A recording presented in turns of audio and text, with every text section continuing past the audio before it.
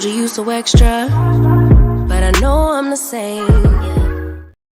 What is up, everybody? What is up? It is your girl, EJ, the TV junkie, y'all. And we are here to talk about Diarra from Detroit, y'all. This was a good one. This is a BET Plus original. If you're not watching this, this is a murder mystery. And it just has a lot more substance to it than just the surface level of it. So I got my girls up here. We're about to talk about it. We're about to dive into what was going on with Diarra from Detroit. I guess since, we're talking about a Detroit show, we're going to have to be like Brillo and be like, what up, though? I don't know why I love that, y'all. So anyway, y'all, let me see who is in the chat first. Hey, Inga Binga. Hey, Daria. Thank you guys for coming through. We appreciate you guys. All right, first up, y'all already know my girl, Miss Tika Deshawn is in the building. Hey, boo. What's up, EJ? What's good, everybody? What's up? What's up? Shout out to my Instagram fam over there. We're doing this thing, this live discussion on Diarra from Detroit, y'all. I'm here for it. I was here for it. Awesome. What's up, Queen? What's up, Derry B? All right, now y'all already know my other girl, my sister from another mister. As soon as I get this down. Okay, here we go. Miss Tamika's Den. What up, boo? How are you? Hey, how y'all doing? I'm good. Good. And my other sister, Miss Candy Love, is in the building. Hey, What boo. up, what up, though? I know, what up, though, right? I love it. When I first saw the trailer from Diarra from Detroit, I wasn't really sure how I was going to feel about this. Hold on, I got an echo. Let me find it. Give me a second, okay? Let me make sure I got my other thing on. Does anybody else have the live on? Hold on, let me see if I got YouTube up. I don't think I do. Can y'all hear my echo? Hold on. We're going to find this echo. I'm like Jay right with this echo. Okay, let me take that one out. Hold on, let me... Y'all, hold on. Let me get these differences out the way. Let me mute that. Okay. Testing. Is it gone? No, it's still there. Well, I tell ya. Let me see. Okay, I got If one you more. want to be a DJ, just say that. Huh? If I want to be a who? A DJ. Girl, I don't know what it We're was. here now. Is it We're gone? here now. Okay, Yeah. Here we go, y'all. Okay, what's up, Monique 69 Ways, girl? I probably got to see Monique 69 Ways, y'all. I was so excited about that today. All right, Avante, what is up? Okay, y'all. So Diarra from Detroit. When I first heard about this one, I was like, but it looked very intriguing, and I love a good murder mystery. So y'all know I'm down for everything BET Plus anyway. So I was definitely gonna give it a try. But then when I saw that trailer and I saw who was inside of the trailer, y'all, and when I saw this cast, I'm not gonna lie, I was here for it. We're talking Felicia Rashad, we're talking Maura Chestnut, a newcomer. She's played in some other stuff, but let me get this off the screen so y'all can see the people. She's played in some new stuff, and she's been around, but she's like really getting her, bigger break right now. And I'm loving her. When I tell y'all that I got this Issa Rae for y'all know I love me some Issa Rae. Issa Rae is like my favorite. Love me, Issa. But when I saw this, that was the initial feel that I got from it. It gave me an Issa Rae feel, but with her own spin, with her own personality, with her own quirkiness. So let me know what y'all thought about your initial reactions of the show. Tika, I'll start with you, and then we'll go around. Listen, once I finally watched it, I was like, oh, we got some Black Nancy Drew type ish going on. She might seem a little cuckoo, but she doing her investigations and everything. So, I mean, I'm all about watching the Black Queen do their thing, whether it's writing, producing, directing, acting, whatever it is. I'm all for that. And when I, of course, just like you saw the lineup, I saw the lineup. I was like, that's the crazy mean dude from Have and Have Nots too. I'm like, oh my God, they do have an amazing lineup. So yeah, I was absolutely here for it all. Okay. Miss Candelove, what about yourself? When I was telling the ladies earlier when I first saw the trailer, I was like, oh, okay, it's a drama. And then I said, oh no, when I watched, I said, oh, this is a comedy, this is a dramedy. So it kind of tricked me a little bit, but I'm enjoying it so much so far. I love the eye candy, the chocolate Morris chestnuts. Every time we get to see him, it's tasty. It looks tasty. Okay, come through. Mhm. And last but certainly not least, Tamika, what are your thoughts? Initial thoughts? Yeah, this was like a pleasant surprise for me. I did see the trailer, but y'all know how I always say I don't really get to watch stuff just to watch it. So it was one of those things where I was like, oh, I'll probably end up going and checking it out. Plus, I ain't got my, BET no more. So I figured I wasn't going to see it right away. But then when EJ was talking about it, I was like, okay, let me see. And I didn't really have any expectations. So it was kind of like, I didn't know which direction we was going to be going in. I was saying to Candy earlier, kind of reminded me, not as far as how the story is told, but just how it's comedy, drama, action, like average to it and they hit everything on point. Like it's good. I really liked it. I was enjoying it. I was cracking up at some stuff. I was like, wait, what's gonna happen with this, with some stuff? So yeah, I'm here for it. Yes, absolutely. Listen, this cast, I thought this was a really dope cast. Morris Chestnut, for those of you who have not seen it yet, definitely check this out. I do have to warn you, this is a completely spoiler. We're going to be not fully recapping it step by step, but we're going to be talking a lot about these 3 episodes. This is going to be 8 episodes total. And I'm going to be back for every episode, and hopefully the ladies will join me every episode as well. But I really like this. It's more than just the surface level of this. If you really dive deep into what is going on, they touch a lot of stuff. And Tamika, I want to come to you because you always touch on a lot of mental health stuff. And we have a main character that is going through a complete and utter trauma in her life. We have the comedy, but we cannot overlook the fact that she's going through something that a lot of women have gone through. And we notice that this character is in a lot of denial, and and the way that she's doing things is a direct reflection of that. Kind of talk about how how you felt about it, what you thought about it. Just kind of touch on the mental aspect of it, the trauma aspect of it. Yes, she's definitely an interesting character because we know that she's going through this divorce. But then, like when we first see her, she talking about she looking for this. I thought it was a little child or whatever. I didn't know who was missing, and I'm like, "Well, what are you doing? Why?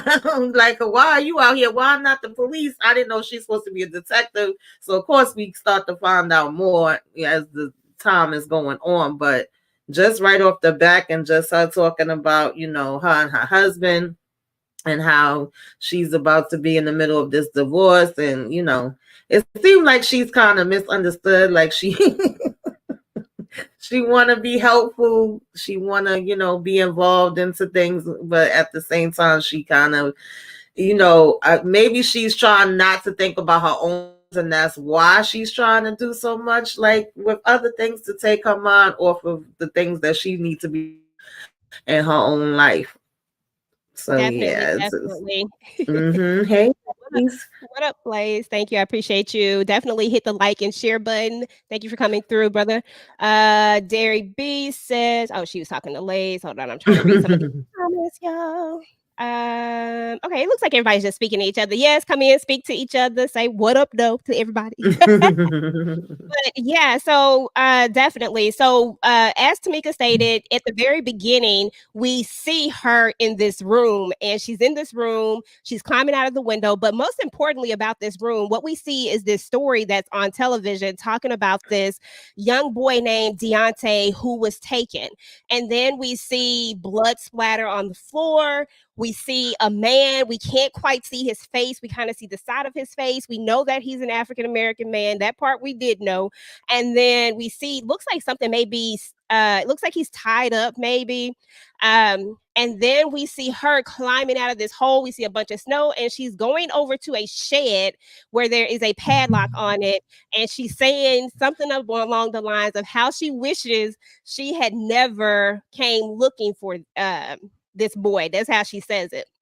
So that's Mhm. how it opens up. And then we go back 1 month ago. So we're in the span of 1 month. Listen, y'all, when I tell y'all that I was so on my edge of my seat, just trying to figure out the next thing, the next thing. I had so many questions. Who is this? Why was this? It just made you Mhm. ask yourself all these things. Now, another one of our cast members that I want to talk about is the Felicia Rashad character. So there's a character in here who is Vonda, which happens to be the mother of this missing young man that we were talking about that's playing on the television. And I just want to say one thing: I love me some Felicia Rashad. She does such an amazing Oh job, no matter yes. what she plays in. She just always brings this life to her character. We'll get Mhm. to her in a little bit, but I just really just wanted to say that. So, anywho, let's Oh, I'm Renee gonna Beckham said that story on the TV was a real story in Detroit. Oh, okay. And it is okay. very important to mention that Diarra Kilpatrick, her real name is Diarra Kilpatrick. She is the creator, writer of this. She is straight from the D. Um, and you can just feel out like if you ever just listen to some of her interviews, things like that, she's just such a ball of life, but she's so funny and she's so Mhm. quirky. And I love that about seeing this real person.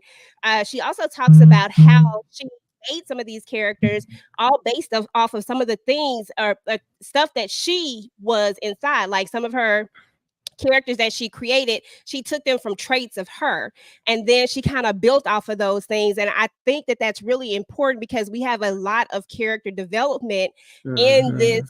So I don't want people to be so quick to look away from it because it's on BET Plus or something. I know some Yeah. people about that, but Mhm. I would really love for people to just really watch this show and give it a chance because it just has a lot of different elements to it. So anyway, that's what I just had to say about that. What's that? So that's nice to know, Renee, that was a real story. I'm gonna Mhm. look into it a little bit more, but I had a lot going on this weekend, so I got to go over the bases. But I feel like there's a lot more under the surface of this whole Mhm. thing because of just the way that she talks about it. So anyway, y'all. So after we go back 1 month ago, as we talked about, she's going through a divorce, and that's kind of where we are. She's moved back in with her mom, and she decides to do, something to try to make herself feel better. She goes and she swipes. Is it swipe left or right, child? I don't know about this Tinder thing. She swiped. We just gonna say she swiped, and she found a match. Now, Candy, what did you think about Chris? What did you think about this match that she found? I think he was handsome. That is the guy that she ended up going out with, right? Okay, I just want to Mhm. make sure because I'm bad with names half the time. He was handsome. She was asking him a whole lot of questions. It was kind of funny. It was, he's like, "Well, do I need to bring my tax return?" She's like, "Well, did you bring them?" So, I mean, he was very interesting as far as the little bit that I got to see of him. Um, and then, later on, things happen. But he was a very nice looking guy. I probably would have kept swiping, but Okay, okay. yeah, I She said think that he one worked for her for the moment. Dairy B, explain a little more about do y'all think she's lying about what exactly? And Yeah, I I saw will that try to question. answer that. So yeah, so she meets Chris. Her and Chris have this connection. Tika, what did you think about that? The fact that they had this connection, the conversation that they're having, how they done skipped to the fifth date, third, fourth, fifth date, and and that's kind of where this whirlwind kind of starts. Right. Okay. So let me, before I dive into the new relationship that she has found on Tinder, I do want to say that I like how they're showing her lack of sleep or her ability to not be able to get any rest. So if you notice in the beginning when she's climbing through that window, she's doing all these different motions, she's going to all these different places. The camera is continually moving and moving and moving, and that's really like representing, I forgot what they call it when you can't sleep, but it's Insomnia. Insomnia, thank you. It was on the tip of my tongue, but yeah, that represents her insomnia. So I really really love that they did that in that moment. Now, as far as Chris slash Deonte, he's sexy fine, and it is what it is. He was tempting. They kind of got to know each other, and at that moment, she just wanted to feel good. So she, hey, you want to feed the man? Okay, let's go eat. And then afterwards, okay, we're going to just pretend like it's the third date after I've drilled you with all these different questions. And we're going to move forward. Is that what we're doing now these days, though, y'all? On the third date, that's when we getting in? Or is that just, No, because I don't be dating, but I said he was all right. He was cute for what it was, but he wasn't messing with Mr. Francois. Okay, the husband, aka he have nothing on him. Right. But I do understand. That's a good point you made with the insomnia. I know how she feels with that because I suffer with real bad insomnia. I tell y'all that all the time. So yeah, that's something else that she have to deal with. Her mind is always going and she can't sleep. It's been a certain amount of hours. And after a while, you do get delirious when you haven't slept for a certain amount of time too. Yeah, she's got her sleep. She's micro sleeping, like she had micro doses of. And I'm like, child, I see you, you see me. That like, ooh, child, that's me. Yeah, I saw a lot of myself in this character. No lie. Like, she's got a lot going on, trying to keep herself busy, and I'm like, yeah, that's me. Yeah, and I think that that's a really good point to make, Candy. Is that I think that people are going to be able to see bits and pieces of themselves that they may not even really, like you may not tap into it just at that moment, but you're like, dang, that's kind of me. And I think that was her whole point. The creator's point was to take bits and pieces and put them into all of these different characters and put them in these different places so that the characters could really develop. And so you could get a connection to them. So I really enjoy that. Hey, Momo, what up, boo? Hey, Ashley, thank you for coming through. And Ashley, we're gonna have to talk. I saw you were doing this show as well, so definitely if you want to come up and join us, you are more than welcome to. Let me see. Oh, she said the mama. Do we think that she's lying? I personally don't think that the mother is lying. I think that the mother was I think that people misjudged her. And we find out why in the third episode. Yeah, I agree. Mama off a chain. Yeah, I like Mama. Yeah, Mama. Yeah. Come on now. Definitely. Another thing that I wanted to point out real quick that I really enjoyed about this first episode, and then we're going to kind of travel into, we're going to talk about what happened at the end, and so that we can go into kind of episode 2, because I want to focus on episode 3 a lot, because I feel like we got a lot out of episode 3. But I did want to say that I think they did such an amazing job about really pointing out some of the struggles that go on in inner city schools. That was something that they didn't have to stress a lot, that they could have left out, but I think it brought so much to the story and it brought so much to this character, just really focusing on that and showing what was going on. And when she has that clarity moment, when she realizes what she missed, it just goes to show that it makes you fall in love with this character. Like really, you get connected to this character right from the very beginning because you just want to see her win. Like no matter, you just want to see her win. You want to see her be happy. You want to see her get through this. But I loved how she taught, how she connected with the kids. And even though nobody else wanted her to do that, they called her Miss Captain Extra. Still did it, and she still had a connection that those kids are going to remember, and to me that's real life. When you have those type of teachers, those are the teachers that you want, Absolutely. It wasn't fair. Yeah, definitely. Absolutely. All right, so so we talked about the date and how we got to all of this, and we realized that so I got one trivia question for you. Hold on, let me see if I can find my trivia question. Oh Lord. Yeah, I didn't want to do so you think you're a TV junkie today, but I was like, I'm gonna still do a question or two. They was just kind of coming at me. Y'all should get this one. It says, what did she change his name to in her phone? And you can say it out loud. Ambien. He put that to sleep. Absolutely. She said he was Ambien. And we noticed that the character really is wrapped, she's like really wrapped up in like Chris. She's liking Mhm. Chris. She's already ready to go on this second date with him. Well, technically fourth date. She's already ready to go on this date with him. She's going to her friend. We're meeting Aja. And Aja is another dope character that I really like, and that I'm pretty sure people see some similarities in themselves in her as well, because she's another character that is well developed as well. I really like her. She's an interesting character, and I love the friendship. And we're also going to talk about Moni and her friendship too. But I want to talk about that one a little bit later. So as she's talking about him, yada, yada, yada, we're going to see that, Chris isn't going to show up to this date. And I got one more question for y'all before we move past that. Does anybody remember what the 4 text was that Diarra sent to Chris? She sends him 4 texts. Anybody can say the ones that they think when he doesn't show up.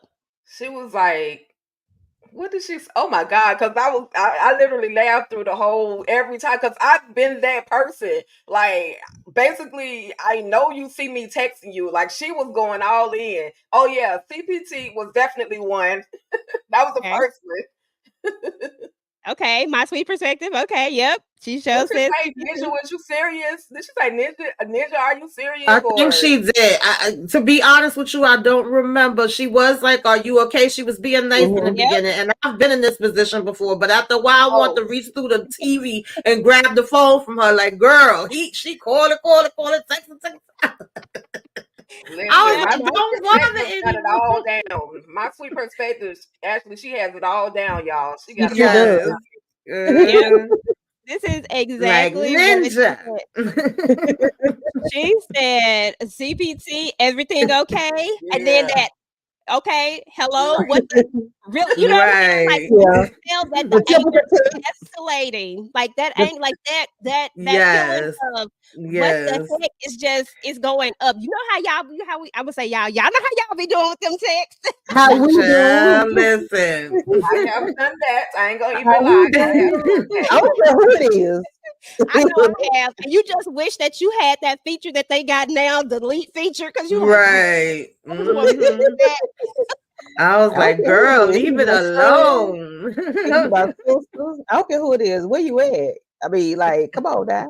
What's going on? Said you only known him for 2 seconds, sis. Yeah. Girl, that's ambient. He made a good impact on her, because she was really like, she went through every emotion. Okay, definitely. Oh, I forgot to mention earlier, guys, that Kenya Barris also executive produces that. I do not want to miss that, because I feel like that's important, because I like a lot of Kenya Barris's stuff, and I knew when I saw this, I was like, it kind, you know what I'm saying? Like, you can kind of tell when certain people are involved in certain things, but I don't know. I really like this, but I forgot to mention that earlier. My notes. Comment. Oh, hold on. Let me go to it. Give me 1 second. Somebody invent an app.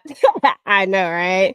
Somebody do need to invent an app to make us stop. Like, if I say something crazy, just automatically, like, it needs to have like some built-in things that makes it automatically happen. You know how the burgers will let you go out, take the burger out the store. Okay, or start talking to you and be like, "Don't do it, girl. Don't do it." Like Siri, Siri. You need to vibrate. You need to vibrate. Are you sure you want to send this message? Right. You know how you take a buggy out the store and they won't let the buggy go out and it stop? That's how that text to be. Okay. That's how I need to go down. Okay, that's what's up. Okay, y'all. So after all of that happens, she is struggling with the fact that he has ghosted her. Like, everybody else around her is like, girl, he done ghosted you.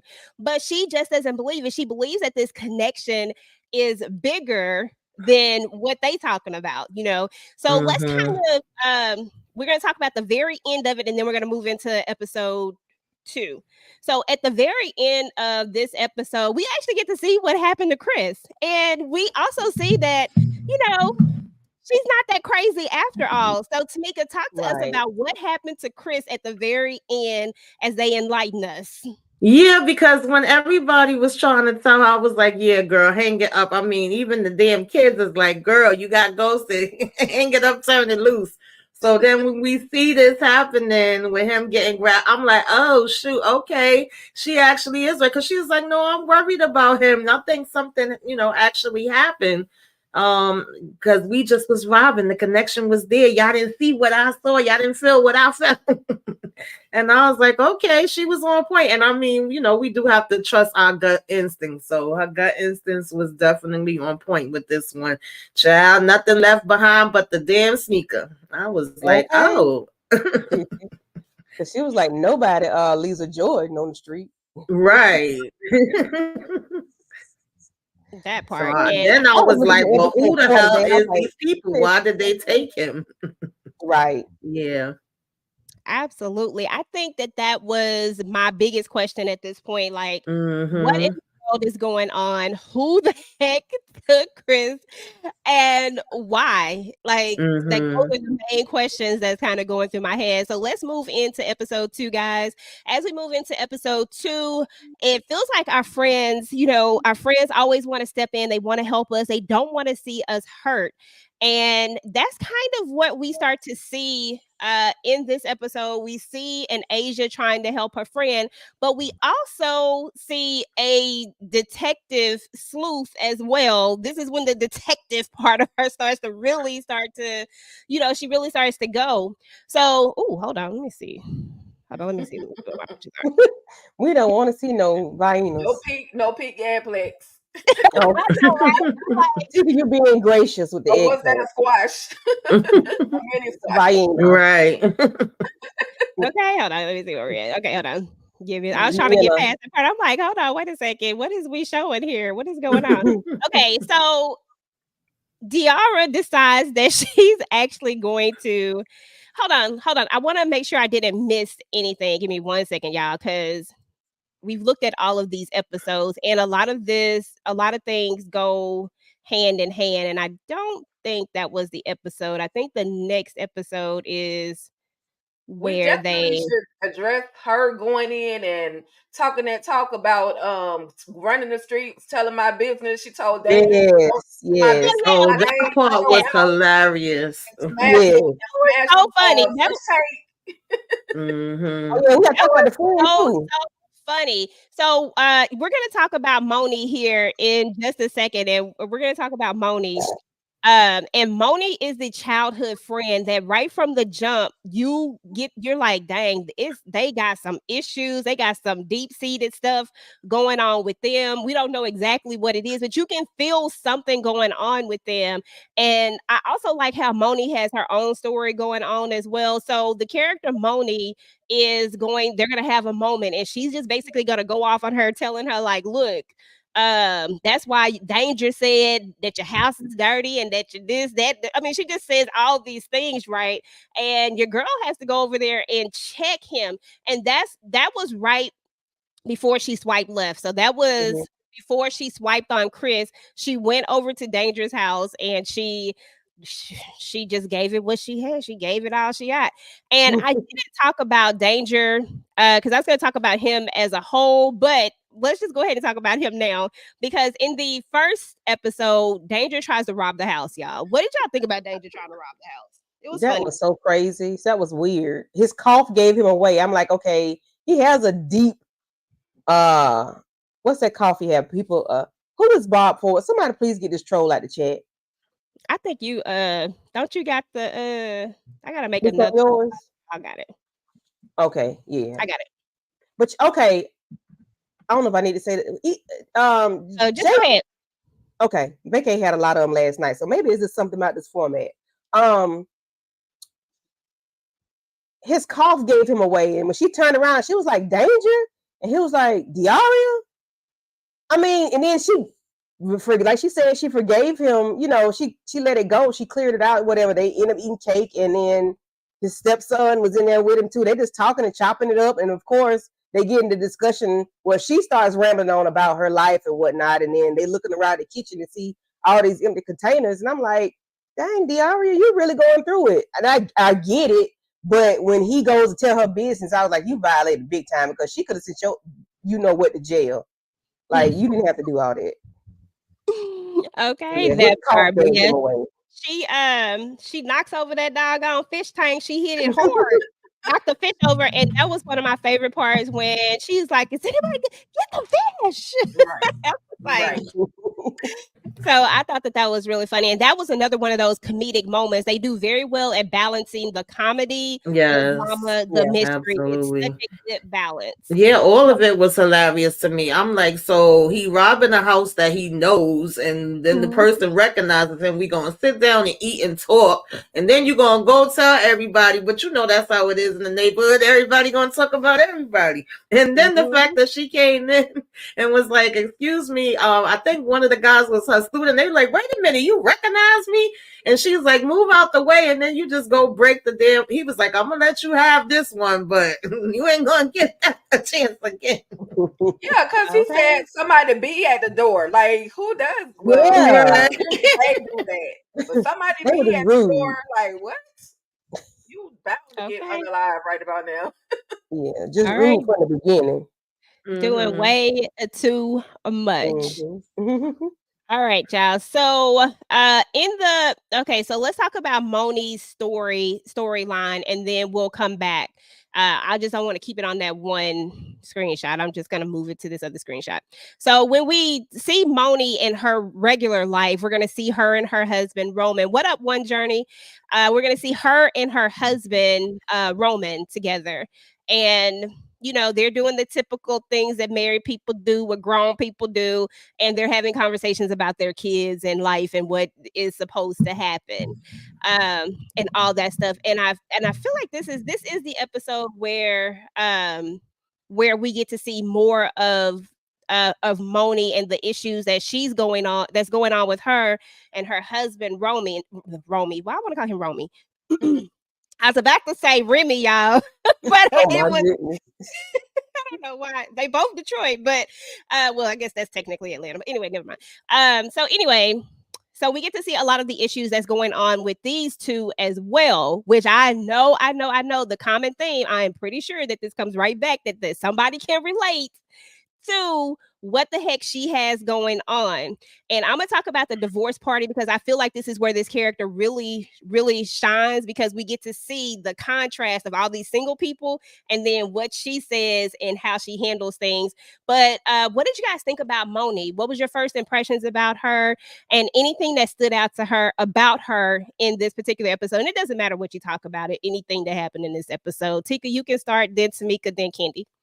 Okay, yeah. I mean, I actually like the character of Moni, but when we're introduced to Moni, we see her and Diarra arguing, like going back and forth, like as if they were enemies. But of course, we find out later on that they were actually friends. But I just like the back and forth with her and that her character and Daria.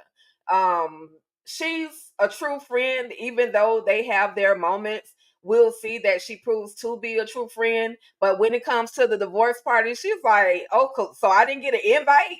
Like, what's up? Like, she and she knows because she hear the music.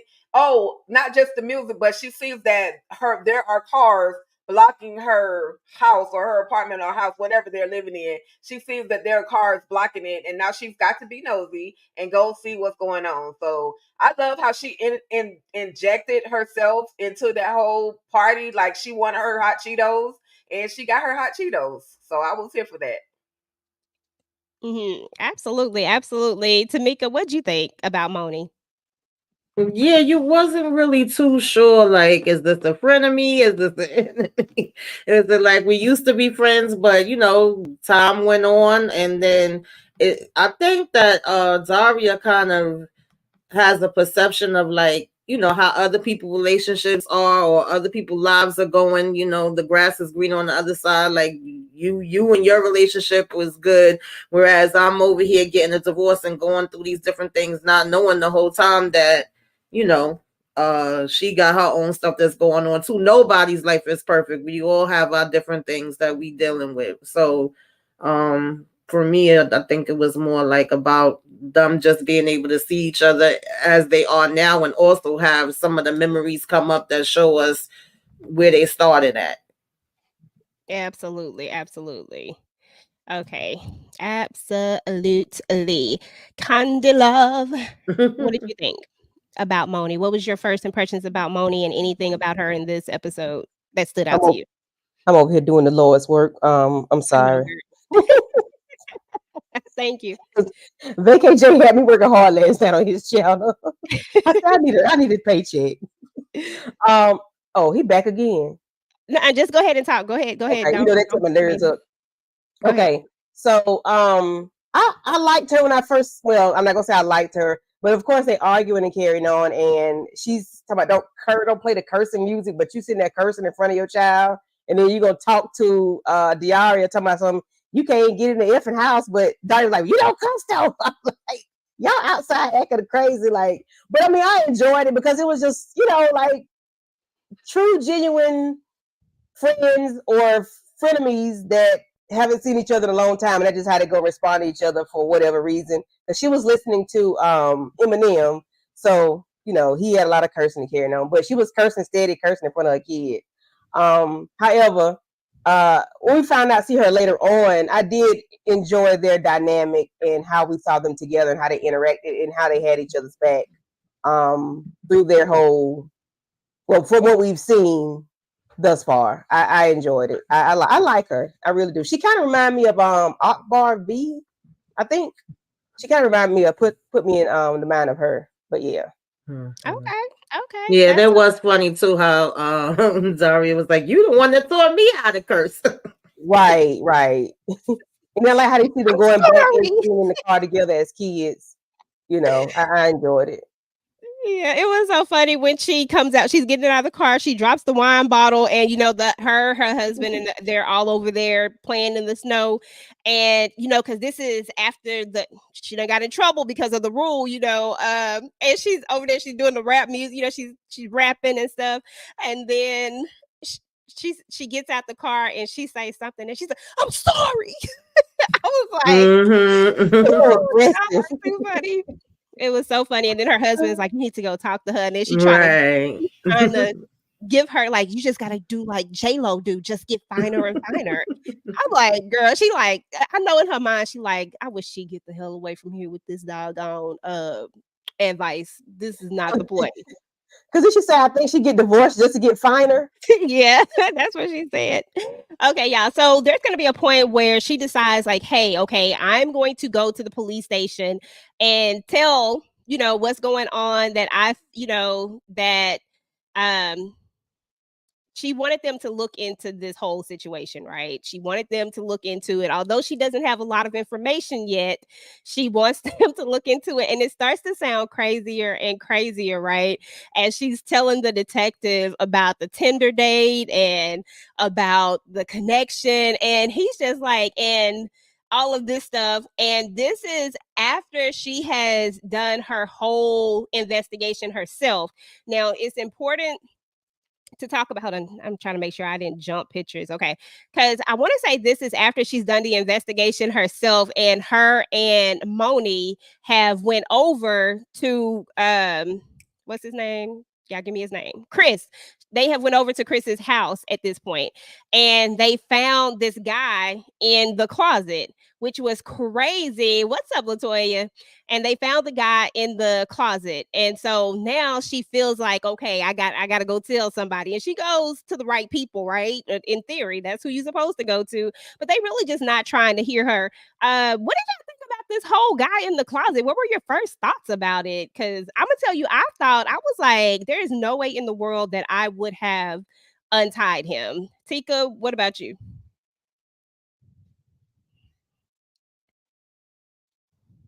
Oh, we can't hear you. My apologies, y'all. Yeah, I was trying to get rid of that, but I'm almost done. But we don't know who this guy is, so he just would have been left tied up. Like he would have been on his own at that moment because literally, first of all, why was he naked? Like that's my question. Like, what do you have going on now? We're gonna see later on how he ended up tied up, but I didn't understand the whole why was he naked. So yeah, he was just he at that point I wouldn't he would have just been left tied up for me. Okay. That part, that part. Definitely. So make sure y'all checking y'all pages and make sure to please delete anything that is not becoming of what YouTube says should be. So anyway, yeah, I thought that that was completely hilarious of her untying him. I was like, girl, you is crazy. What is you doing? Like, do not untie him. But at this point, we Yeah. start to realize that there's really something that's really, really going on in this.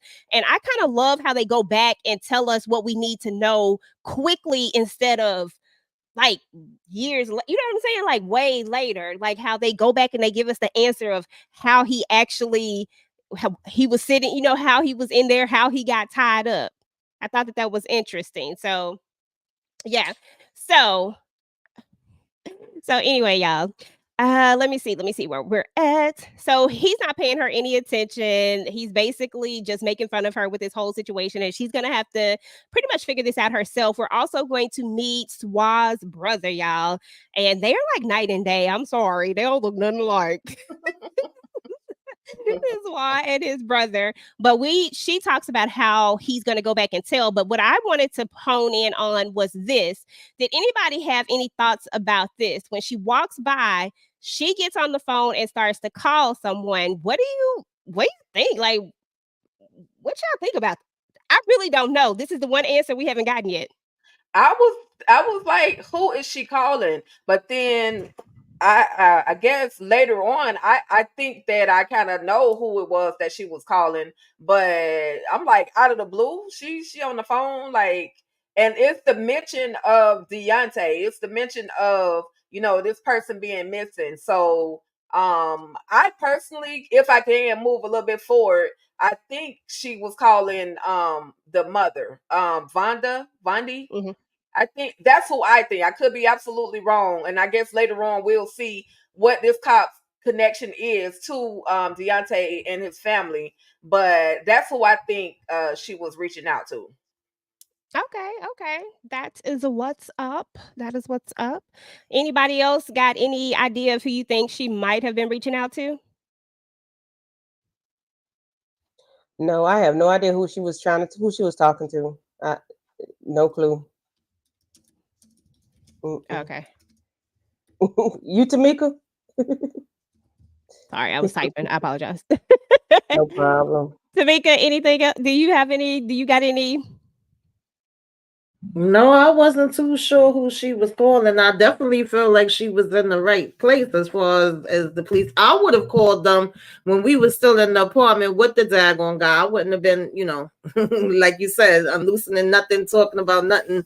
They would have been called then. Of course, this story does sound crazy. And, of course, with this being his daggone brother, you already know he was going to end up finding out about it and being able to use that as an excuse to come see her and find out what's going on, because he probably thinking that is more about her wanting to kind of get his attention that she's even coming in there to the daggone station in the first place. But I didn't know who she was calling.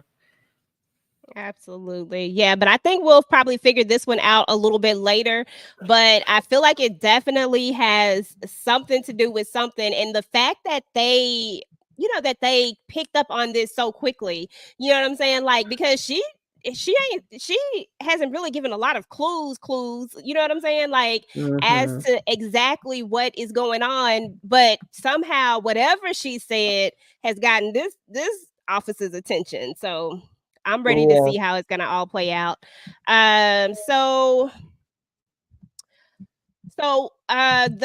The necklace that was left behind, there was like a little necklace and it had like this writing on it. And so now she's trying to figure out exactly where in the world, what is it, who is it, all of this stuff. And it kind of just takes her on this trip.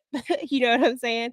And let's talk about SWA real quick. What was y'all feel like? I felt like best man Morris Chestnut. You remember the first time you saw Morris Chestnut? I'm not talking about Ricky. The first time you saw Morris Chestnut, and when he walked in on the best man, that's what I felt like when I saw this right here. Did anybody else get that nostalgia? Yes, it was grown. It was sexy.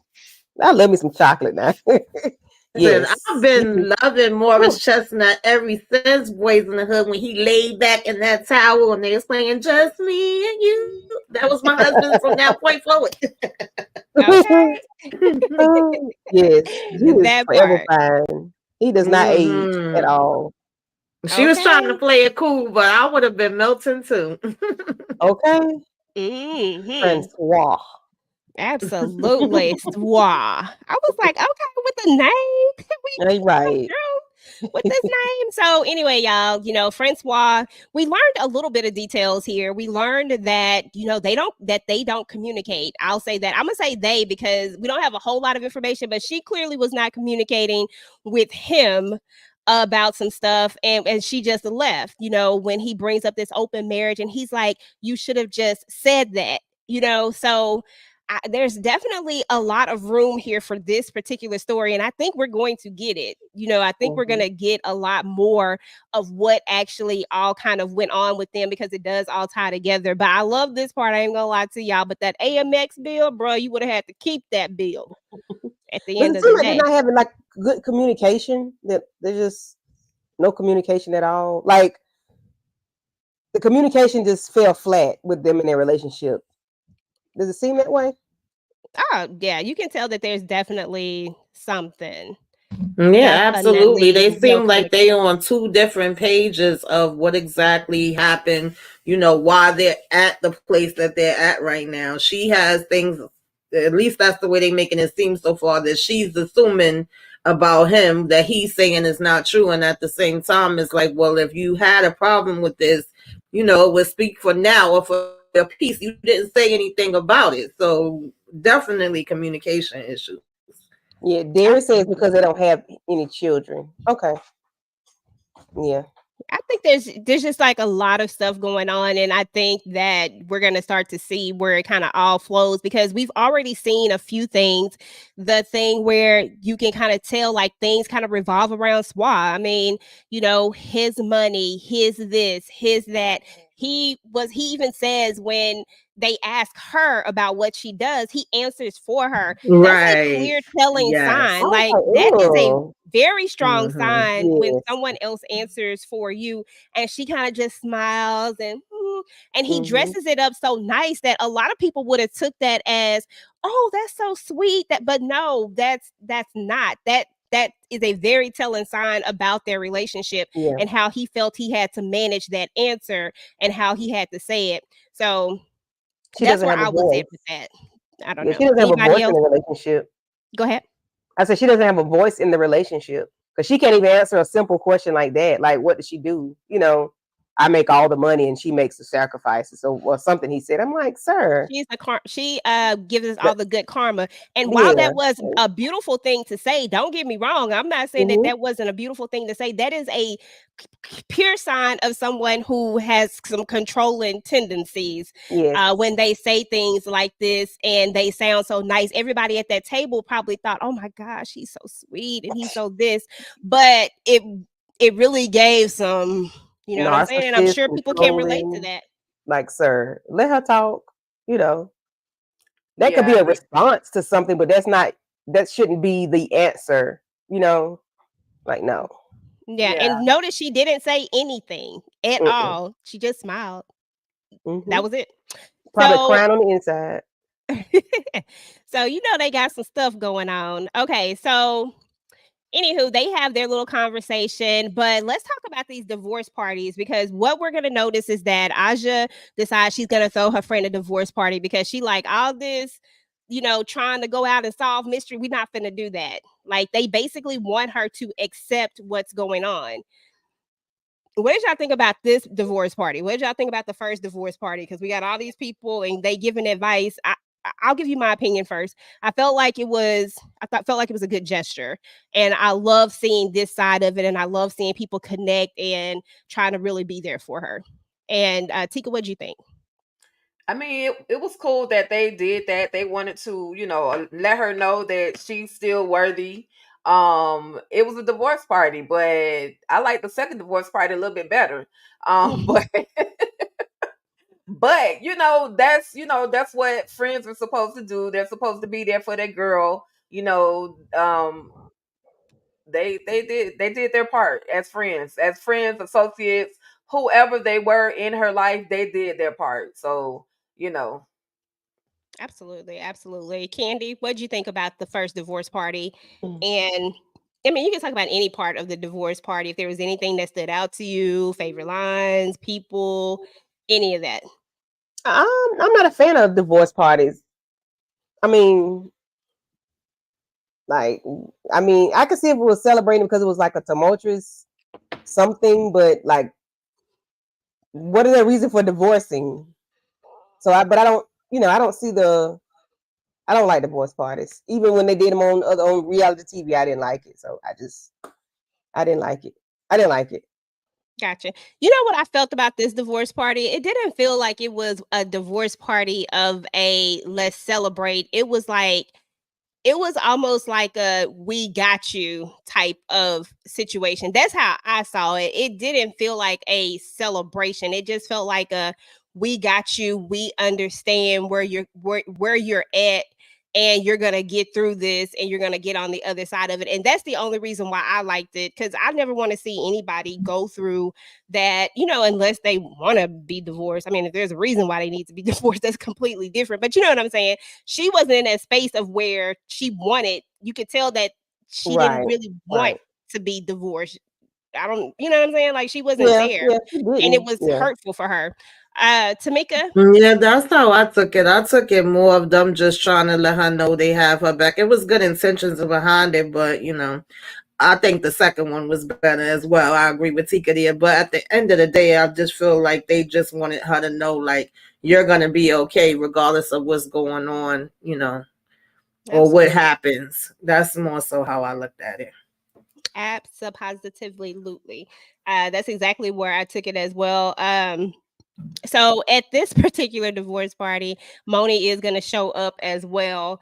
And when Moni shows up, she kind of brings a different aspect of it as well. She's speaking from the aspect of like she's talking about her husband and how she's going to wait for him to tell her. And we all know that Moni's going through something in her own relationship as well.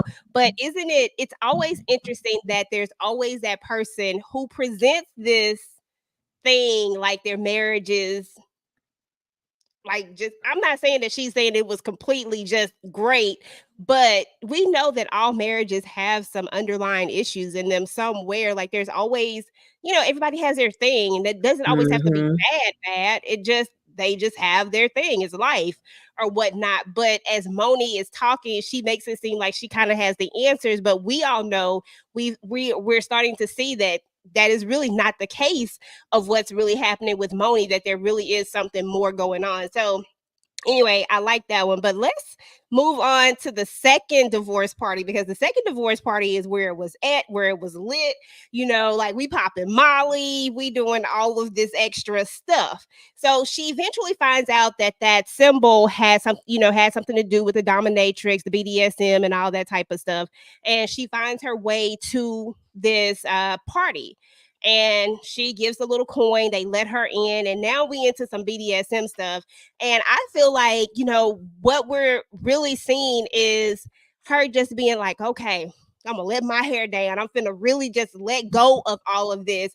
It was a different release. You got the one where your girls are telling you that they got your back, but it's still kind of sad. You know what I'm saying?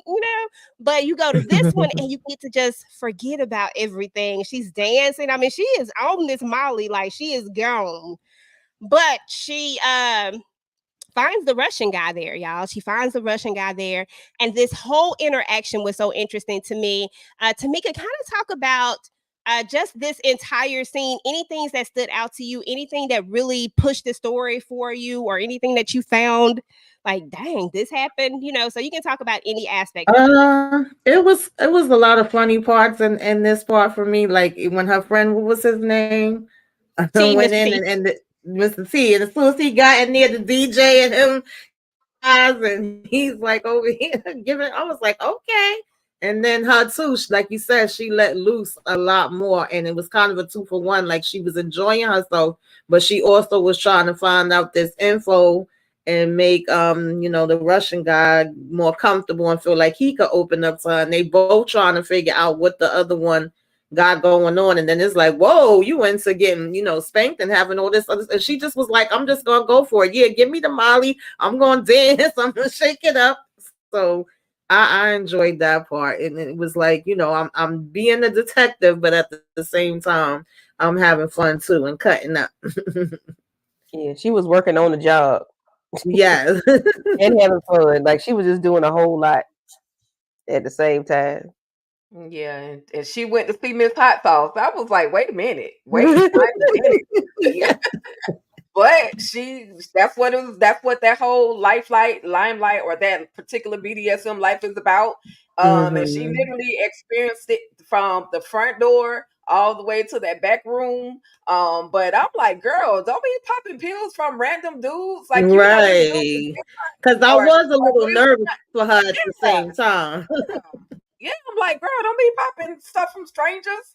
But she was like, he kept saying, it's just, it's just Molly, whatever. Okay. So she popped the pills and then it all went down, literally. I'm like, but when did she have time to get painted and put the new little outfit on? Because she was glowing in the dark and just dancing and, having a good time. Like, I was here for that scene. I appreciate how they allowed it to play out all the way, even up until the point where we see the dude get popped. So I enjoyed how they played that whole thing out. Yeah. And I was definitely not expecting that. I had a feeling that it wasn't going to keep going good for too long. I definitely was nervous, like, is they going to end up, slipping her something else? Is she going to end up getting snatched up where they like, you asking too many questions? And, it was like, you ain't know which way it was going to go, but definitely was interesting to see it play out. Okay, Matthew. Okay, Matt, thank you so much. We appreciate you. Definitely check it out. Good night to you as well. But yeah, I mean, I was kind of scared for her, y'all. I was like, oh my God, I don't know what's gonna happen. But Candy, let's talk about this part where right up into the part where we realize that the Russian guy knows that this Chris guy is Deonte. Now, I'm gonna backtrack for just a whole second because we're covering 3 episodes. I'm clearly leaving some things out. But when we start to talk about the next one as they go, and y'all know how they like to drop all those episodes at one time, but there is a moment where we realize that Chris is actually Deonte, and Deonte is the young boy that was on the television screen that they said went missing, okay? And when she's with the Russian guy, he asks about Deonte. He knows that this is Deonte, and he's pointing the blicky at her. And then somebody comes in and offs him. Y'all, I was like, what the heck? Who just offed him? I have no clue. I don't even have any thoughts at this point. And I'm telling you, I love a good murder mystery, and I like it when I just don't know yet. I don't feel like they've dropped the right breadcrumb yet, unless it was the police officer. And that was my only thought. But I was like, is she following her? Does she know? Like, that's the only one that I got. Do y'all have any? Yeah, I have no idea who came in and snap, crackle, and popped him, but I was glad because I was nervous for her. He had that blicky pointed at her, and then he mentioned that name Deonte, so I was thinking he was getting ready to do something to her. So, I mean, bye, you won't be in episode 4 or 5, so okay. Yeah, I definitely sat up straight and was paying attention. Like, they definitely had me like, whoa, what's going on here? At the same time, happy that she's okay and she wasn't the one that got popped. And I was like, well, you ain't gonna be getting no more answers out of him, that's for sure. And he also can't do anything to you. But even finding out that Chris was Deonte, it was like, that mama. I was like, oh shoot. And then her putting the 2 and 2 together, because I like how she kind of get the flashes when she's piecing the things and remembering stuff, and it's like she told him his eyes look familiar to her, and he's like, yeah, because you see me already on the other day, but no, it's from the poster that she's always looking at and seeing. So I like how all of that comes together. Yeah, I agree. EJ, So earlier you asked me what I want to do for my birthday. I want to go to a party like that. You want to go? Girl, I'm trying to stay married. Ooh-wee. I'm joking. She's serious. I don't know if my husband gonna be down for me being at no BDSM parties. Shit, I He don't know. have to be. They have to be there with us because they ain't gonna go in there Yeah. and then popping no mileage. Oh no. I don't even know. Listen, real quick, just real quick. Thank you, Bajolin, over on Instagram for tapping in with us. We know her as Elder Mother from Ruthless, so thank you for tapping in and checking out Diarra, this live discussion. Yes, it does include spoilers, but I do appreciate you for hanging with us for a few. Definitely go check it out. I'm telling you, you won't be disappointed at all. Yes, ma'am. Hey, Elder Mother. Mama Clock. Yes, ma'am, Miss Bajolin. You're gonna like it. Definitely go check it Love out. you, girl.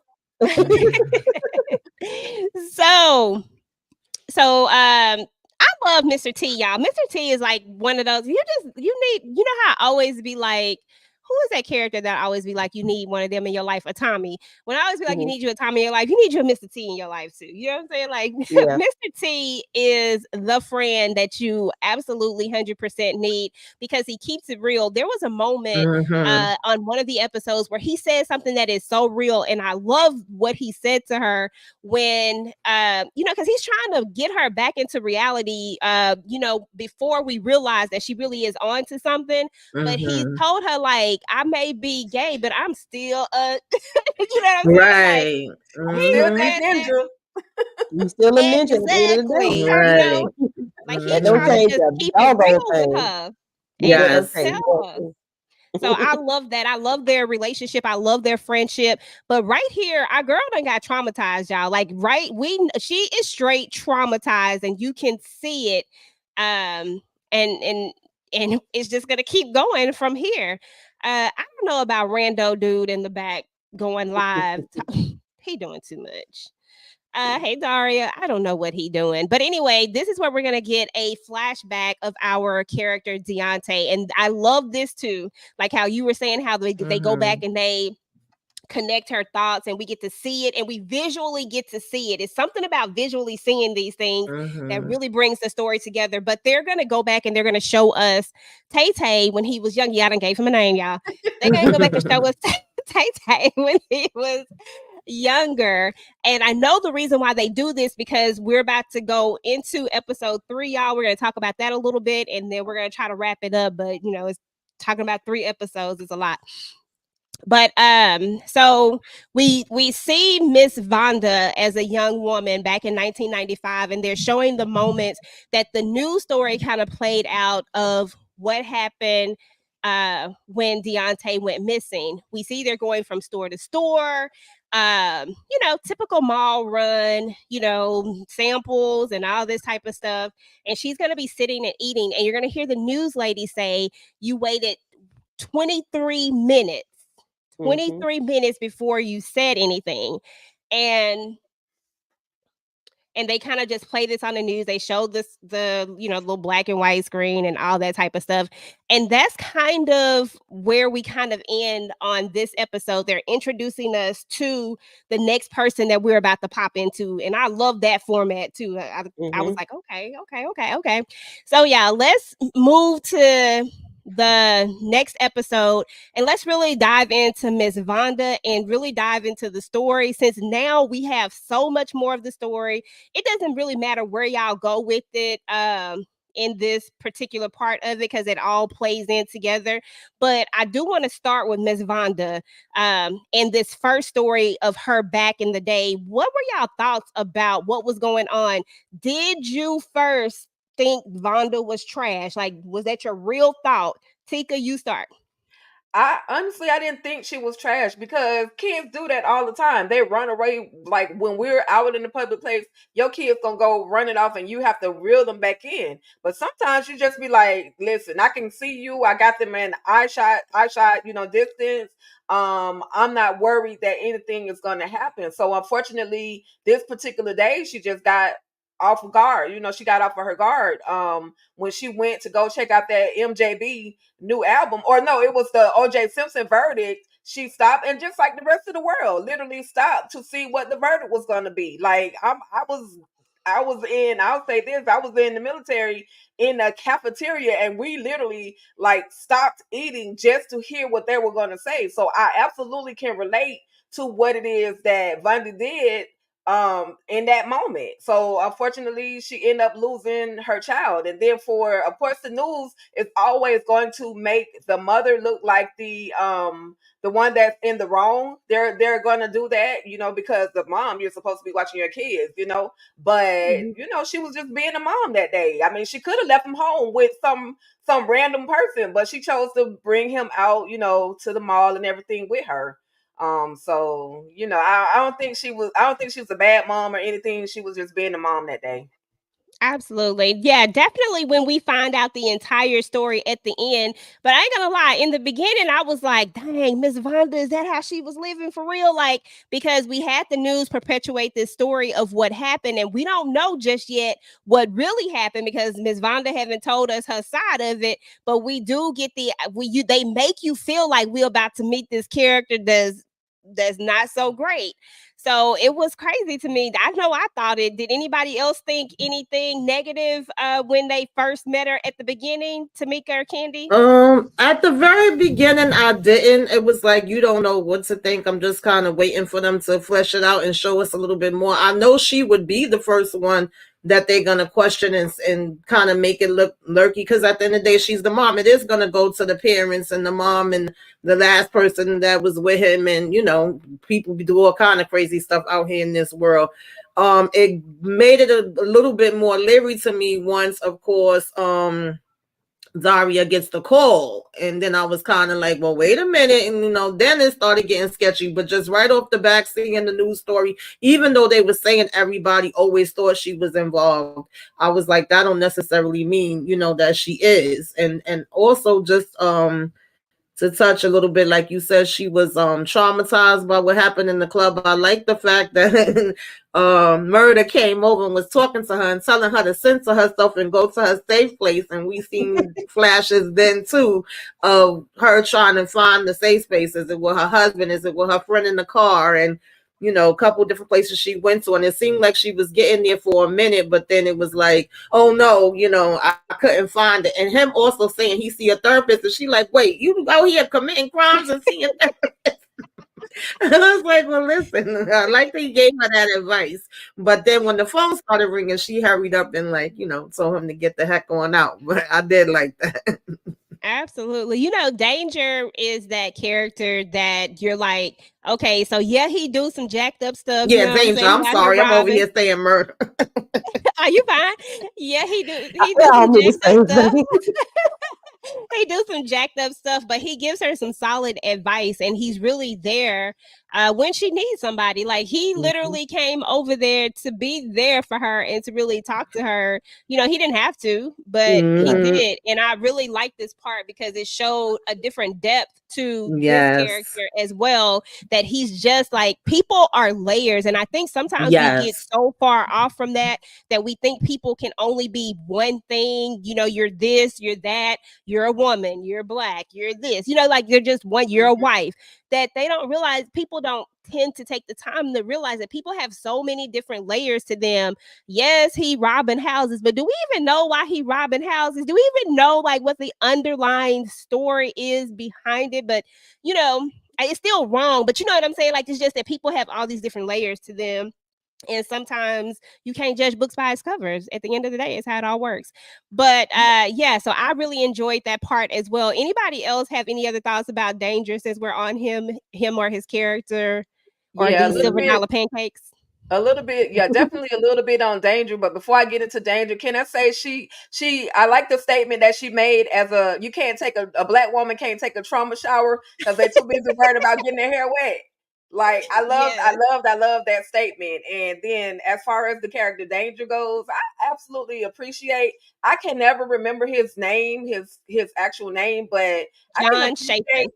Yeah, thank you. Any role that he takes on, he definitely does an amazing job doing it. So with him being that quote unquote voice of reasoning to Daria, it's like Diarra is crazy to me because, like y'all said, you Robin, you seeing a therapist. How are you going to actually come and tell me that I'm wrong, but you doing the most wrong also? But then I like that she's willing to listen to that voice of reason because I think clearly she's known him long enough for him to be comfortable enough to come and tell her things, try to tell her right from wrong, and then she's known him long enough for her to actually listen. So I appreciated them giving her a thuggish voice of reasoning.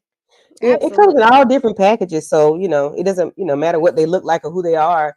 If what they're saying makes sense and is right, then that's what it is. It doesn't matter. A lot of times it doesn't matter.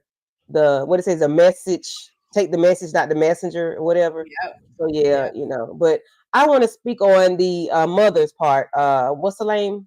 Vonda, Miss Vonda.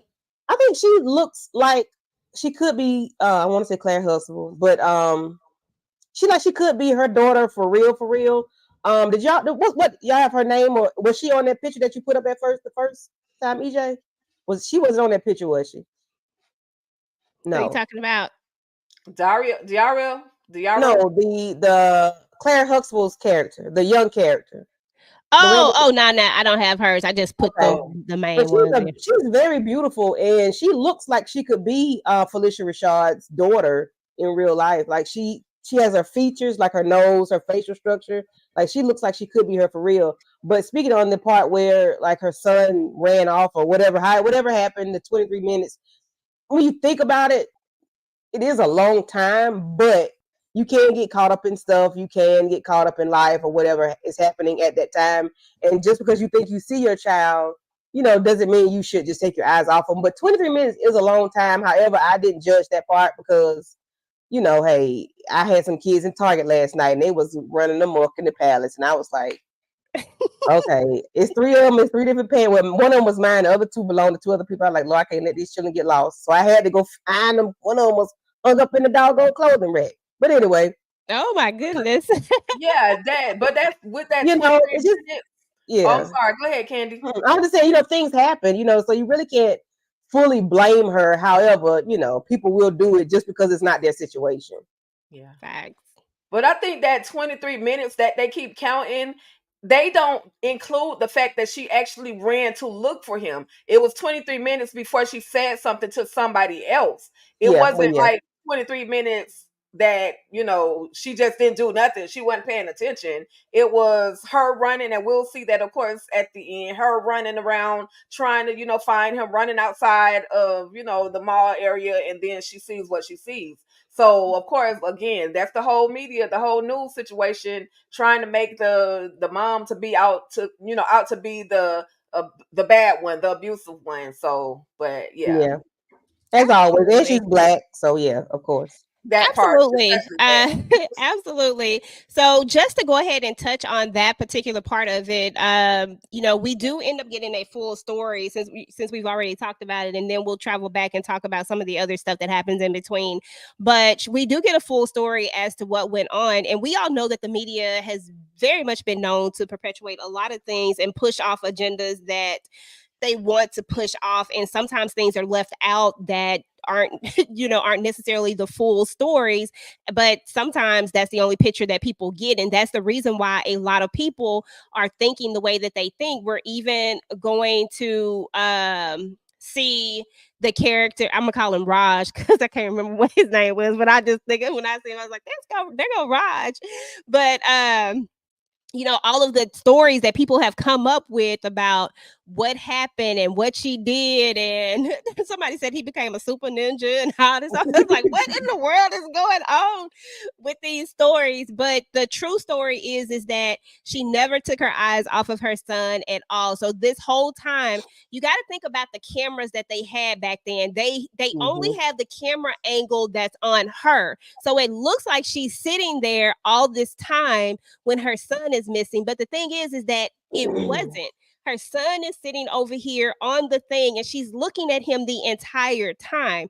She turns around for a few minutes to look at the OJ verdict like anybody would have done, turns back around, and he's gone. So I think this is what I think. I think that they're counting her sitting there eating, and it looks like she's just sitting there eating, and they don't see that she has a direct visual of her child this entire time. That's And what they're I was counting that. wondering too. I was wondering if they was counting it like that and looking at the camera footage, or if they was actually going by how long it took her to tell somebody, and then how long it takes the daggone cops to get there. Because we know for certain situations too, the cops ain't coming, right away either. So I was like, are they counting all of that, or are they really specifically going by, when she first said something to somebody to when they got there and she was able to tell the report?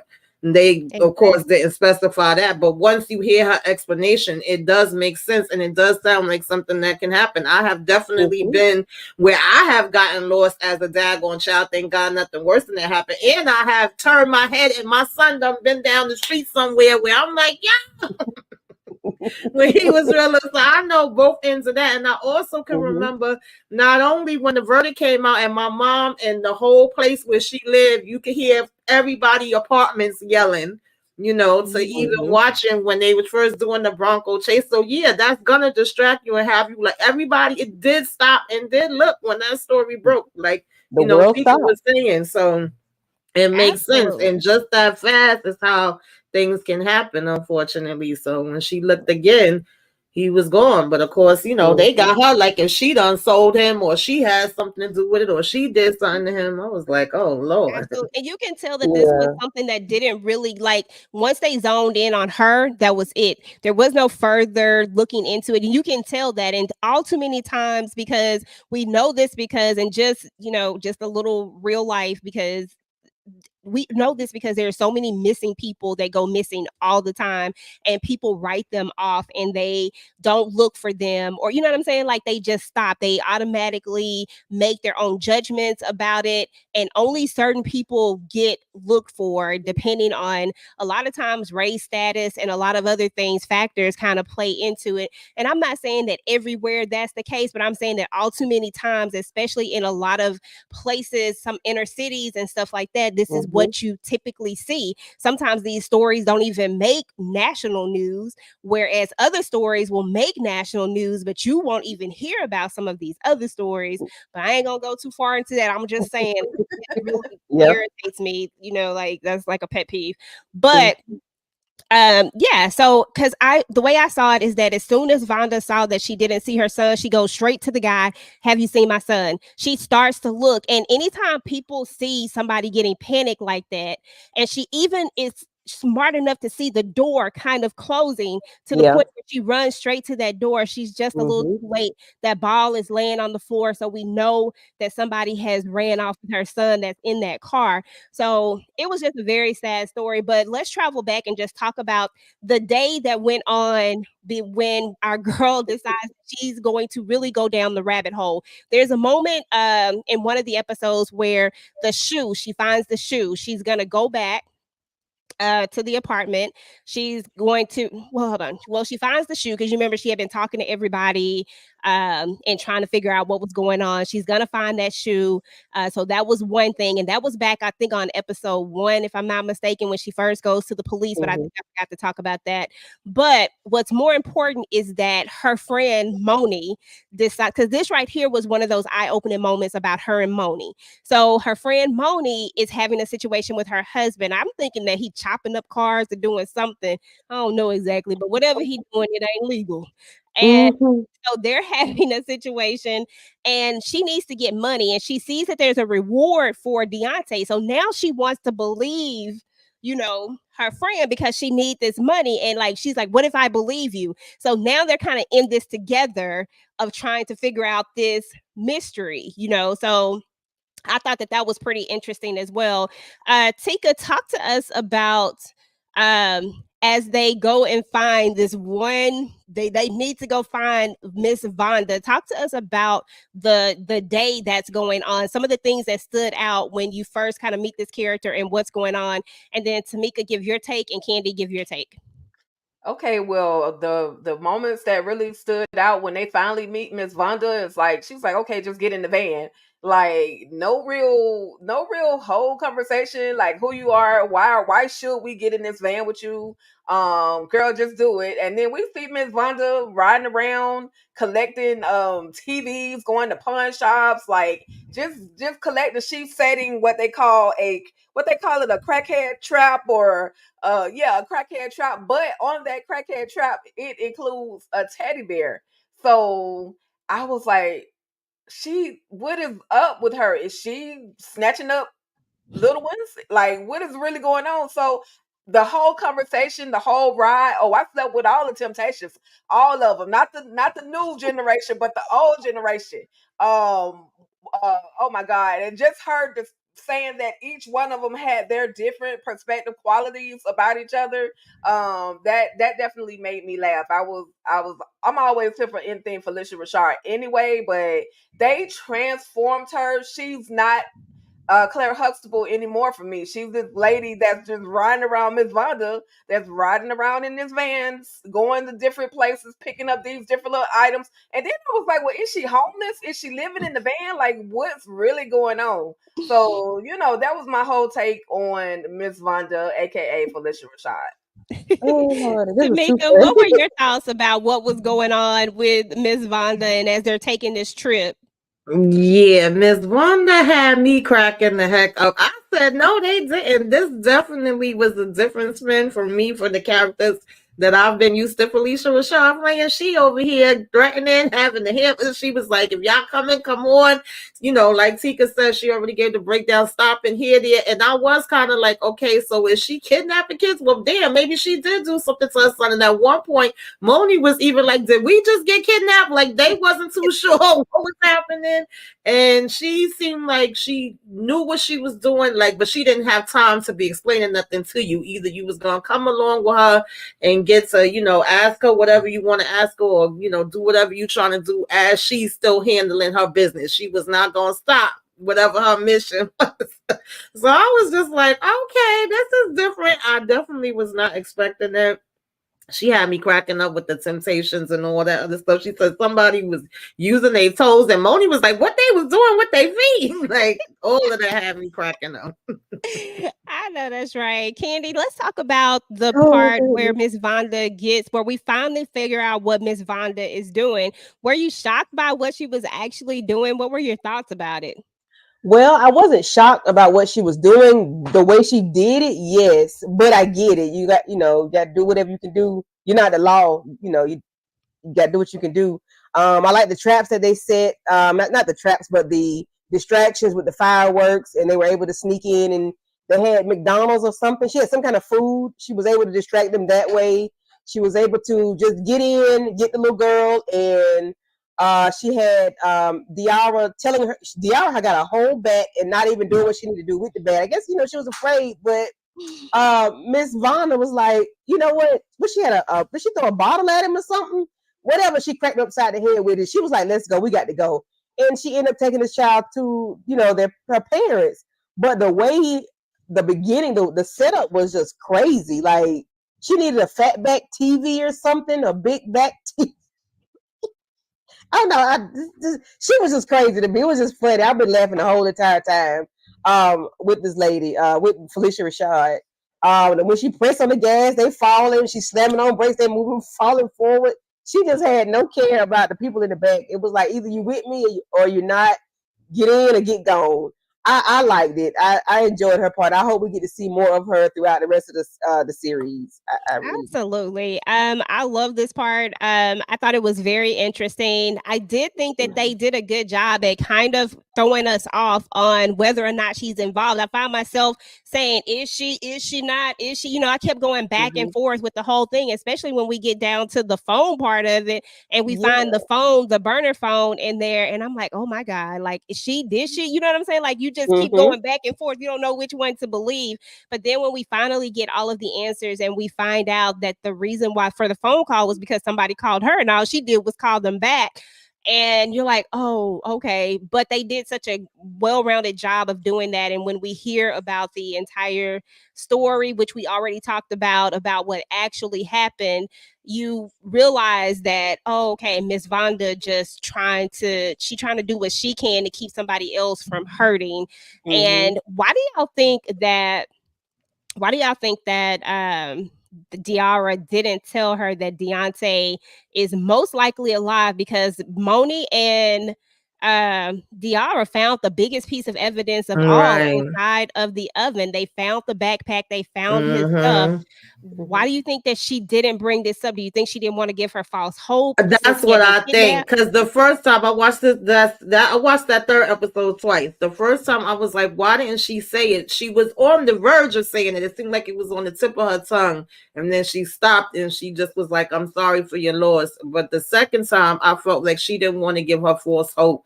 I think she wanted to get more info and make sure and know that she have a leeway to get him back. And then, because I thought she was about to be like, girl, your son is alive. Okay, I've been with him. I saw him. I was sitting on his face. Right. That was so funny in that post office. But I like the conversation. I like the way Diarra thinks back to conversations she's had, which helps her with clues. Like, he doesn't cook, he eats out all the time, and she went to the oven. Like, to me, that was very brilliant. Like, she pays attention to the smallest conversation. But that's not a small and Moni was like, what are you missing something? She called her, then they start doing they did. I like that part too. Yes, pays attention. Absolutely. And okay, so last but not least, because they were a part of this episode, I just want to talk about them real quick. We had Mr. T and Aja hanging out, and we know that Aja is very ambitious. She's trying to get I think she's trying to get the funding or something because she's trying to expand her brand, and she really needs an endorsement from this guy. And so we're going to meet some more characters. We're going to meet this other guy who might, well, we ain't even gonna talk about that, but we know that Mr. T was kind of feeling him, and then but he looks like he's feeling Aja, and so she gets her introduction or whatnot. But one of the most important parts I want to talk about is what we see on the newspaper when Mr. T is sitting there. There's an article about a hitman that was slain, and it happens to be, the guy that we ain't the Russian guy. So Baloney. Now I got way more questions. Like, what is Deonte / Chris into? Why is there a hitman coming to see him? And for those of you, I didn't skip this part, but just in case you haven't seen it and you may be wondering why we were talking about the naked guy, he gets naked because he says he does his best work when, he's naked. So that's the reason why he was naked. But anyway, we see that there, and all that did was bring more questions to me. Like, why is there a hitman after Chris? Like, what has he gotten into all this time? Because remember, he's gone as a kid. And now he's an adult. So just so many questions there. Let's just go with some final thoughts, guys. I think we, for the most part, got most of the big things for all of the episodes. Tika, final thoughts on the entire show, cast, like just whatever you got to say about everything. Okay. Well, again, I absolutely enjoyed Diarra from Detroit. I made a statement last week that I don't know nobody from Detroit like that. I don't mess with them like that because I don't know anybody from Detroit. But I'm learning, and everything that I'm watching seems to involve so many people that are from Detroit. So I'm absolutely feeling it. They brought the mannerisms that Detroitians have, that the words, the way they're speaking, like that whole language, that whole situation, the slang, I should say, they brought that out. So I enjoyed that moment. And I'm just gonna say, in my mind, because I watched a lot of movies where little children are snatched up and then they're either taught to be unalivers or they're trafficked. That's what happens when you watch stuff like Double Cross and all that other stuff. So I'm thinking that they may have taught Deonte how to be a trained unaliver, and he probably didn't complete a certain mission, and now they're looking for him. That's just in my mind. I could always be wrong, but I'm definitely looking forward to. I don't want it to end. I'm grateful that they are giving us 4 episodes because or eight. I'm sorry, total 8 episodes. So I'm here for it. I'm waiting for the next episode. Definitely ready to check out the next episode and recap it. Also make sure you guys check out the after talks. If you have the BT Plus app, there is a moment. There's different like three different episodes or mini episodes. They're like 7 minutes long, where Diarra, the actual writer who stars Diarra in this movie, she talks about, there you go, she talks about the scenes and everything, talking about each character. So I thought I was grateful that they gave us a after show type vibe situation for Diarra for from Detroit, so that we can see what she was really thinking when she put those specific roles together and the lines and everything. So yeah, I was here for it. Looking forward to the next episode. Absolutely. Those after shows are great and they give a lot of insight into the characters. So much stuff I learned from those and just reading about it, about Diarra Kilpatrick herself, the actual actress and producer and creator, and then like really diving into the after shows and listening to all the different nuances that they were talking about. Just like, it's just interesting. You have to check those after shows out. They're so good. And I think that's what has really, really pulled me into it even more. So definitely check those out. They make a great point, Tika. Candy, what about yourself? Final thoughts on the television show, characters, just anything that you have that you need to say, ma'am? I really enjoyed the first 3 episodes. I don't know why I thought episode 4 was on today, because it was like new episode. And I was like, ooh, episode 4. And I was like, I guess I didn't watch it on my phone, so it didn't clear out that it was not a new episode. But I tricked my own self when I got excited, because I was waiting to see like what else Vonna was getting ready to do. Her and Diarra, Diarra, yeah. was going to do, her and the other young lady. I did enjoy I love old school cars. I like when they went and took the car, because I'm a fan of old school vehicles. I think it was a SS Chevy, I think it was SS. But I enjoyed that part of it. I hope we get to see her riding around in that vehicle a little bit more. I enjoyed the show. It was really good. I was looking for the 4th episode, and I guess I'll be looking forward to that this Thursday night, Thursday night, morning. Yeah, it was a good episode. I like it. I like it so far. So good. Absolutely. So yes, everybody, the show comes out on Thursday. So definitely check that out on Thursdays. It's a streaming app, y'all. So I believe they upload them at some time in the morning. Sometimes they can be different. So you never really know, but it's Thursday. Yeah, so if you get up at 8:00 in the morning, it'll be there for sure. Definitely be there. Yes, Darius and Chevelle. Thank you. So, oh yeah, girl, because I don't know the cars. I couldn't help you out with them. Yeah, but I think it was but I did love when they took that car, and I did love that really tender moment where they bring us back together with Moni and her friend, and how it focuses on the moments that they had when they were young, because we saw so many times where you could tell that these two characters have history. Mm-hmm. So I'm sorry that we didn't get to talk about that a whole lot more, just so much going on. But Tamika, final thoughts, and same thing I asked them. Yeah, I'm definitely here for this. I can't wait for episode 4. I can't wait to see how the rest of the season is going to play out. I agree with Tika. I definitely think that, Deonte, aka Chris, had to have went through God knows what in these years that he's been away. Who knows what he's been exposed to, what they've been teaching him, what they trying to get him to do or have had him do during this time. I guess we're going to probably eventually learn more about that. So, we don't know what impact this has had on him all this time that he's been away, and that's going to be interesting. And I definitely want to know if we're going to see, Vonda again, and we're going to get to see the reconnection between them, or, not. She going to still be having to wait around and think, that her son is just gone, and still be out here trying to save these other kids because she couldn't save him. So, and how everything is going to work out with Zaria. Like, I'm definitely here for this. Absolutely. Go ahead. I have a question. So, what do you all think would be the reason to bring, not that he ever left Detroit, but to bring him back and have him out in the public? Like, did he run away and then they called him and brought him back. Like, what? Why are you back where you were taken from? That's what we gotta find out. Like, does Okay. he have some lapse in memory, or does he have his memory? But they sent him here to do a job, and maybe they feel like you over here bull crapping, and you were supposed to be doing this. That's what make it intriguing, because we gotta find out. Yeah, so maybe Because that's there's what the so many hitman is questions. for. You say that again, Candy? I'm I sorry. said maybe that's what the hitman is for, because he was supposed to go do something, like Tamika says, and didn't fulfill his Possibly. duty. Possibly Yeah, he could have ran away from, Right, like, it could you know what I'm be. saying? Like he could have supposed to maybe been doing a job and he didn't do the job, and so he comes back to a familiar place.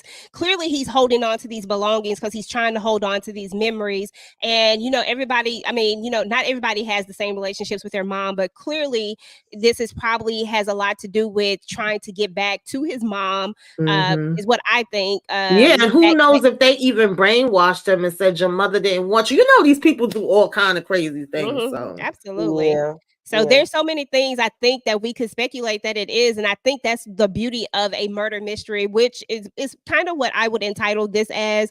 Is definitely a murder mystery, because we know that there's somebody murdered at the because we saw it in the beginning, and then we have this whole mystery of going down this rabbit hole trying to figure out exactly what's going on, what's happening, who the heck, why the heck. So I'm loving it. I can't wait to see what's going to go down on the next episode. Definitely adding another Thursday show on. They love Thursday shows. Right. But so I'm excited for it, and I can't wait to come back and talk with you ladies as we find out more information. Like I said, the format of this makes you want to keep watching, because you're going to get answers, and you're not going to be waiting for these answers for seasons and seasons and seasons. So I'm all in with it. Tika Deshawn, my girl, what do you have going on your channel? What's next for you? Okay, so I created an additional channel. It's called Tika's Wind Down. Basically where we go through, or we kind of like just talk about grief and how we move through grief and grieving, and again I'll reiterate that grief is not just grief or by the loss of a family member or a loved one. It's also the loss of a relationship, the loss of, a job, you know what I mean? There's a lot of things that people actually grieve. And so on this additional channel that I have, Tika's Wind Down, I will be doing just a little painting. It was supposed to be a paint and sip, but because your girl had to take a little allergy medicine tonight, I can't sip, but I will still paint. So tonight, right after this, I'll go in and do my paint situation on Tika's Wind Down. Then of course on All Things Ruthless, home of the Ruthless Addicts, we're definitely going to come through with the Ruthless Roundtable, your number one source for ruthless exclusives. That's going to be Wednesday, 8:15 p.m. Hopefully we'll have a guest. I don't know. I'm working on it, but hopefully we'll have a guest. Maybe, maybe somebody could come through. But that's some of what I have going on, as well as I will be starting my series recap on the Dirty D. I'm trying to get to know these Detroit people so I can see what's really going on. So that's about it. That's what your girl Tika has going on. Thank you, EJ, for inviting me. As always, it is a pleasure. Awesome. Thank you. And hopefully we will see you next Thursday as well, so we can follow up with this. Candy Love. Hey, boo. We saw you on live earlier today. That was so great. You doing so good. I'm so proud of you. What you got going on your channel? I'm trying to find the next series or next movie for me to watch and recap solo or with someone or whatever, with a group.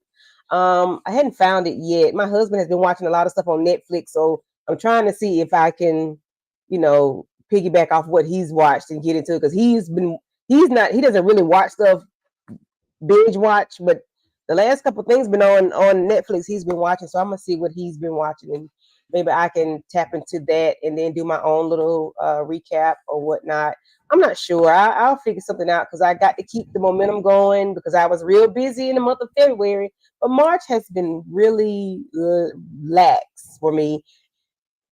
My little girl, she needed my attention, so I had to kind of calm down a little bit in March. But No problem. so but I'm gonna try to do whatever I can, once or twice a week, or on the weekends. I'm full throttle on the weekend, so I'm gonna see what I can pop up on Saturday or either next Sunday. I'm not sure.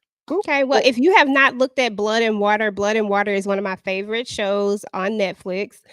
So definitely check that one out. I wanted to do something on it. So, if you're interested in that, or if you want to take a look at that one, see if there's something you want to do, holla at your girl. I love Blood and Water. That's a good one. I'll take a look at it. Miss Tamika, the busiest woman I know on YouTube. What you got going on? Well, surprisingly, I'm not busy right now. I'm actually taking much needed self-care time to just get some things in order and, take care of myself and spend some time with my family. It's been a little crazy right now. However, I will be rocking with the girls when the girls is on. We'll have ladies night, we'll have our BMF review, and I believe Sunday is Throwback Sunday, and we're going to be doing Foxy Brown. The only thing I'm doing right now on my channel is BMF, but later on, I'll be back busy, but I just got to get some things in order now. So yeah, I'm here but not here. Absolutely, absolutely. Well, we know when you get back in there, you're gonna be Mm-hmm. because that's what you do.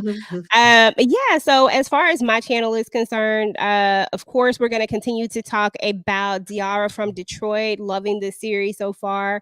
Of course, I'm going to be with my crew, the Ruthless Roundtable. You know how we do, home of the exclusives. You know what I'm saying? And then my ladies, those are my girls. We're going to be talking about BMF.